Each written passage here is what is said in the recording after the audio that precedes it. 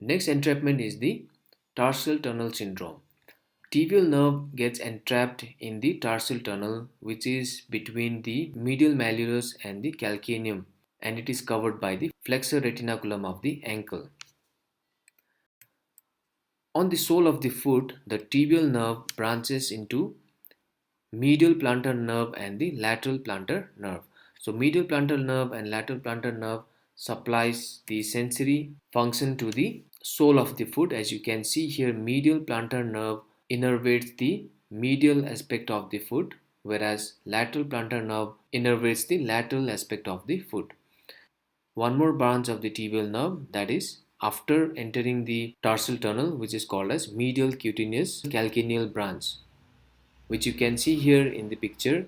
It is supplying the calcaneum area.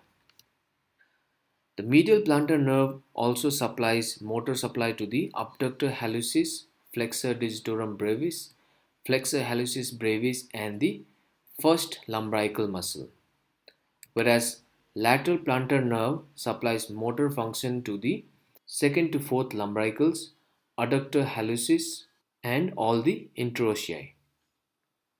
So if there is an injury to this nerve, there may be sensory loss on the sole of the foot and weakness of these muscles, which are supplied by medial plantar nerve and lateral plantar nerve. Some of the common causes of tarsal tunnel syndrome is trauma at the tarsal tunnel, varicositis, that is enlargement of the veins at the tarsal tunnel, heel varus or heel valgus, and fibrosis. These are some of the common causes. Patient may present with diffused poorly localized pain on the sole of the foot. Pain may worsen at night. There may be tingling numbness around the medial ankle, plantar surface of the foot, which may extend towards the toe.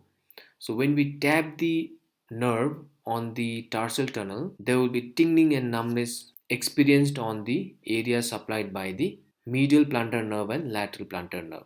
So this is called as tenal sign.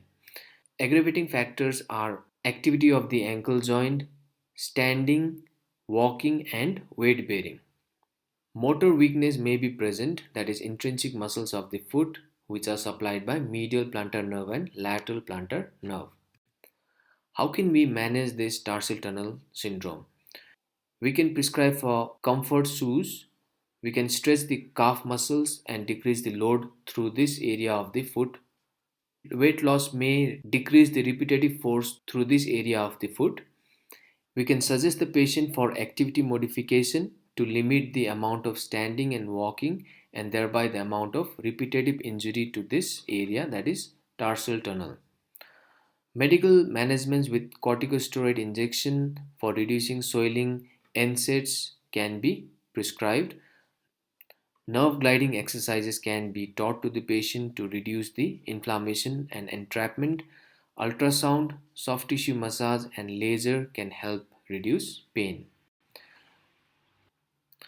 We can also teach the patient some strengthening exercises to strengthen the intrinsic muscle of the foot.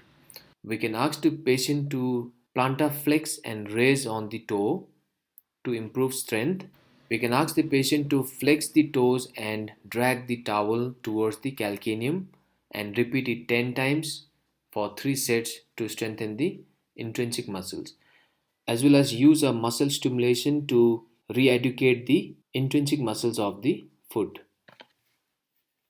So we have covered up all three entrapments, that is piriformis syndrome, common peroneal nerve entrapment, and tarsal tunnel syndrome.